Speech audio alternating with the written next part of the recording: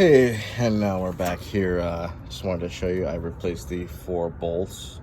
Well, I didn't replace them, but I took them off and put this piece on. I could not put this on the back because it's too thick.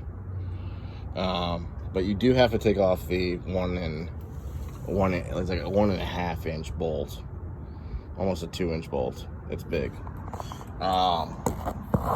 But you can see I took it off, put a new carter in there, and cleaned up these bolts so it looks a little bit nicer.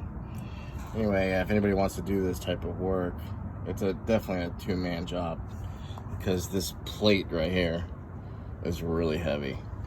I wouldn't say do it by yourself, or it might come off on your legs. Have someone help you. It's so much easier. But this thing is pretty cool. Glad I put it on there. I also have this hitch as well. So the two of them together is good. Please like and subscribe if you want to. Thank you for watching.